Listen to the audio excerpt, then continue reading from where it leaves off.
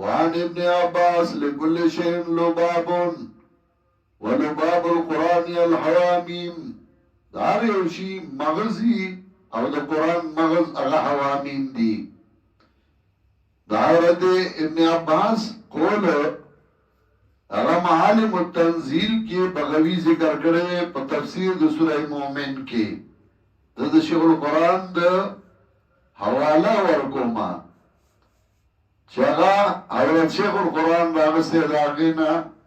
سمت الدرار اختصار دے نواتی حوالو ضرورت نو نی دیور کری بغوی آج ذکر کرے چه ابن عباس رضی اللہ تعالیٰ عنہ وئی لکل شین لباب و لباب القرآن الحوامیم دار یوشی دپارا مغزی او مغز دا قرآن کریم و حوامیم سبا دی حوامیم دی حوامیم خلاصا اغا بیا اللہ راغست دا پا فادو اللہ مخلصین له الدین پدی آیات کی او دا فادو اللہ مخلصین له الدین خلاصا اغا پا ایاکا نعبدو و ایاکا نستعین کی دا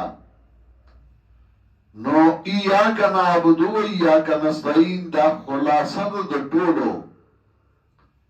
پدی کی حقوق اللہ حقوق العباد دی حق دا اللہ صدر چاگا یو گنے او داغ سر بل سوک شریک وی صدار او نگر دے.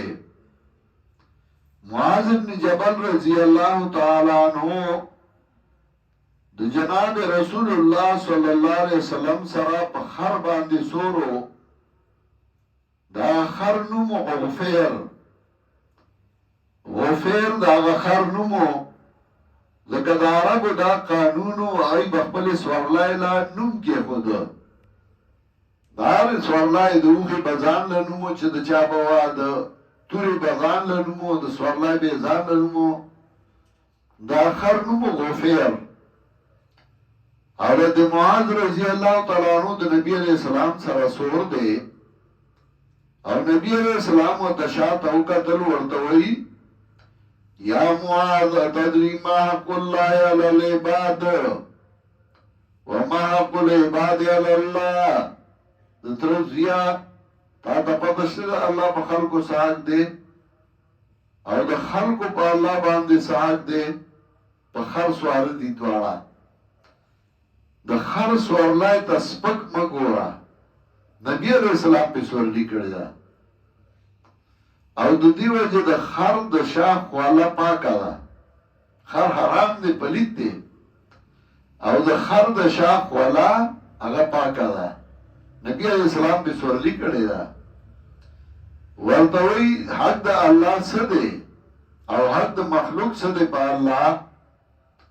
ناغو ورطوئی اللہ پیغمبر خپوئی گی نبی علیہ السلام ورطوئی فَإِنَّ حَقَّ اللَّهِ عَلَى الْعِبَادِ أَن يَعْبُدُوا اللَّهَ وَلَا يُشْرِكُوا بِهِ شَيْئًا حق دا اللہ پا بندگان دا دے چدا اللہ عبادتو کی او دا اللہ سر بلزوک شریک وی صدارو نگر زیو وی حق دا بندگانو پا اللہ سدے وی حق دا اللہ پا بندگانو پا اللہ دا دے اللہ یعذبهم چه سزا بنور کئی دے لرا عذاب بنور کئی دے لرا چه دی توحید امنا اللہ بولا عذاب نور کئی نو حق دا بندگانو ہم دے حق دا اللہ ہم دے علامہ ابن قیم ہوئی قصید نونیا کے لِلَّهِ حَقٌ لَا يَكُنُ لِغَيْرِهِ وَلِعَبْدِهِ حَقٌ هُمَا حَقَّانِ دا اللہ زان لا حق دے و دا مخلوق زان لا حق لا تجعل الحقین حقا واحدا من غیر تبین ولا فرقانی دوارا حقونه یو شان مگر دوی چه بائی کی بیردونه جدایخ نکوئی